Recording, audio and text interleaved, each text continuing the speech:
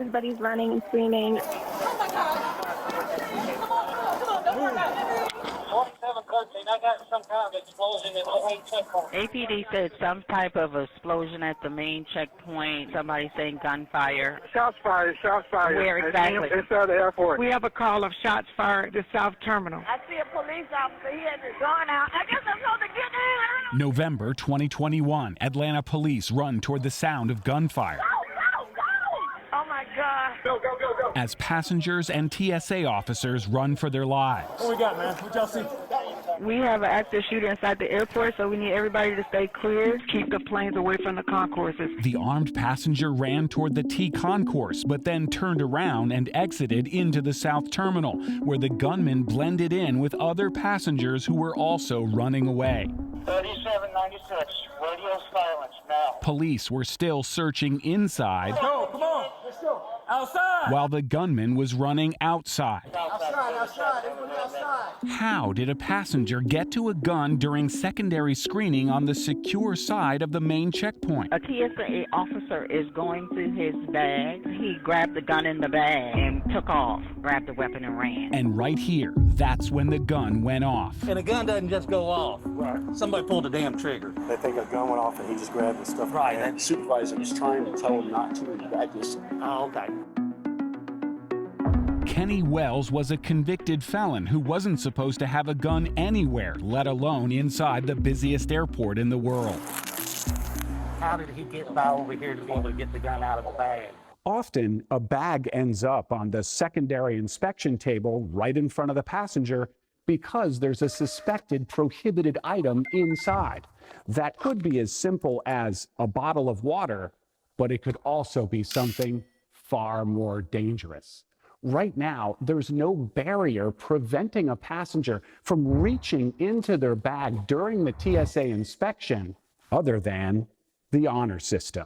Why no barrier? Why not have a barrier in that secondary screening between the passenger and the suspect bag? So we have barriers up now. So back in November 21, we didn't have barriers up. TSA is right. There was no barrier at all that Thanksgiving week. This is the same exact station more than a year later. Plexiglass at face height, but nothing at all right now between a passenger's hands and their flagged luggage. So there is a barrier there now.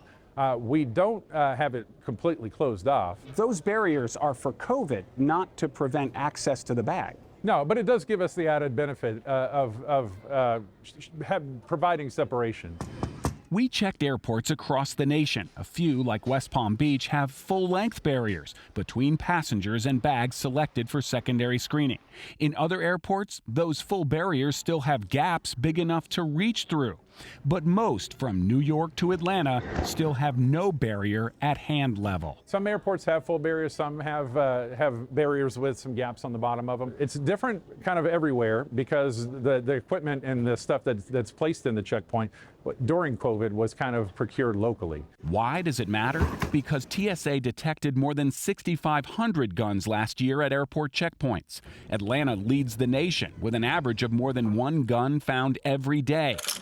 Yet ATL is one of the airports without full barriers at the secondary screening areas, more than a year after that accidental discharge forced a panicked evacuation. We have disrupted the world. Well, apparently they had just seen it, and I guess were they like trying to find it? They don't do that. They usually leave it up there and make me come and get it. That's what I'm saying. So how did this happen? When the bag goes through the X-ray machine, it stops briefly on the conveyor belt. If TSA detects something suspicious, the bag moves sideways behind a plexiglass barrier. If TSA suspects there's a gun inside, the bag is kept in that secure area for local police to take custody of the weapon. But sometimes it's just a question mark. The suspect bag moves to a TSA officer on the secure side who takes it to a table with no security barrier. The physical bag check takes place right in front of the passenger with nothing to stop them from reaching in and grabbing what's inside. It's been more than 20 years since a single failed shoe bombing, and we're still taking off our shoes. A gun went off in the busiest airport in the world and effectively brought it to a standstill, and we still don't have a physical barrier between the passenger and a potential gun in a suspect bag. If we know that there's a firearm, we're not going to let the person that owns that bag get access to it. Unfortunately, it happened in this situation because we weren't at the time aware that it was a firearm. We were supposed to do the secondary screening.